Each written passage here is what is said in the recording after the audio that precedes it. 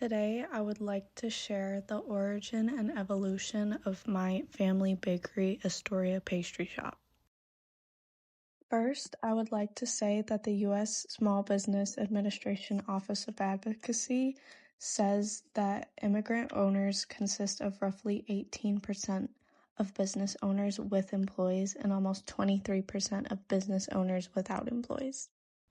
It was my grandfather's dream to have a business. The milestones in the early phase. My dad was very proud that we had a growing customer base by the month, by the year, and every year it was always growing recognition. It came early as we brought in the egg bread and the news crews, and it created enthusiasm around Easter tradition, where we were selling more of the egg bread during Catholic Easter than in Orthodox Easter. The egg bread that I am speaking about is called chureki, and it's a traditional Easter bread prepared on Holy Thursday and served Easter Sunday to celebrate the breaking of Lent. The red eggs that you see embedded into the dough is to commemorate the blood of Christ. As far as competition, we had as many as 5 bakeries in the area, 3 pastry shops, and 2 grocery stores that sold baked goods, but we were aggressive in building our business and would stay open till 12 a.m. on weekdays and 2 a.m. on the weekends through the 80s to the 2000s. For expansion, over time, our pastry chef or my uncle, who would be in the kitchen, would get inspired to have a new product every once in a while if it wasn't too difficult for us to make. With upgrading equipment and investment in technology over time, there's always been changes, whether it's been refrigeration updates or coffee machines, registers, computers. It's always on a as-needed basis. For branding, we didn't have a logo at all till the 1990s. The first picture you see was the original logo that my dad drew himself and then hired a graphic designer to finalize the picture. But like all logos, they get renewed. Now we're going to head into an interview with my dad and see what he has to say about Astoria and the future. What were the first products we sold and how many items did we have? The first products were Greek pastries, baklava, galaktobouriko, kadayif,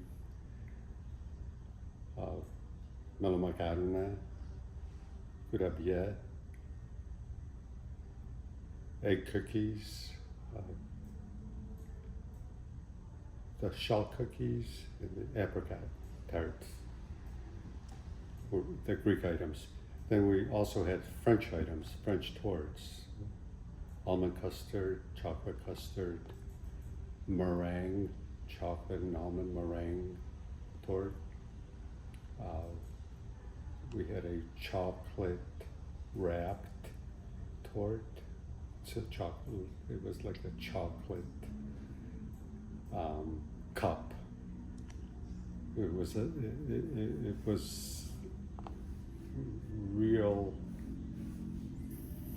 thin melted chocolate that we wrapped like a piece of cake on it, basically. Got it. So that's around 20 items versus the over 100 we have now. Yes. What was our customer base like? We had a lot of Greek customers back then, and we had a few tourists also. And also customers that, not as many, but there were a few customers that worked around the area. Mm-hmm. Did we have any financial struggles? Not that I remember, no. Okay. And what were the initial funding sources?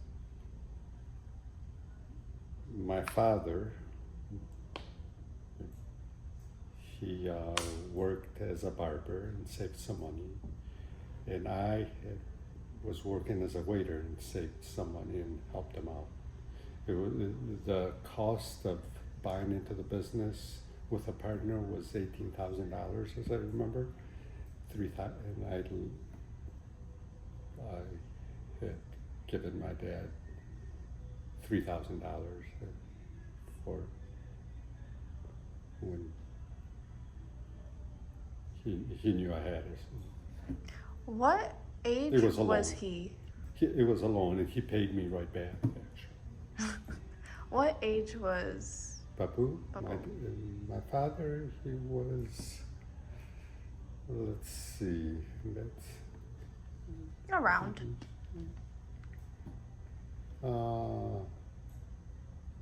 He was in mid-30s. It's young. How was having a business living through COVID? Extremely difficult.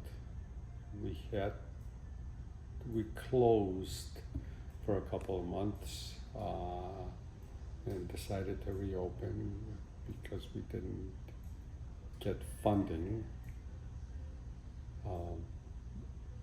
And having so many items, of course, was difficult initially. We started with a few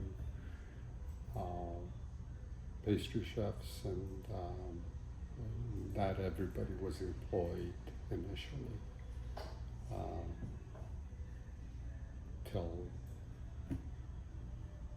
maybe a few months later, after we decided to reopen. And do you have any visions or plans for the future when it comes to Astoria? My visions at this point revolve around my children and their cousins. Makes sense. Okay, thank you. Did we have any financial struggles? Not that I remember, and the reason is because we worked the pastry shop as a family. Papu would work the pastry shop for a few hours after the barber shop.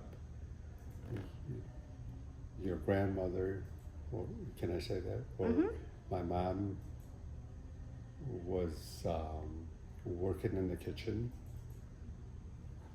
and Uncle Tasso also worked in the kitchen, and I worked in the evening.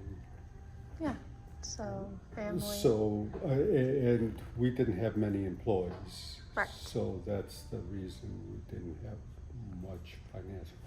We weren't getting paid that much, but It's a process. The issue wasn't that we didn't have enough money to pay other people. Right. Okay, good. Thank you.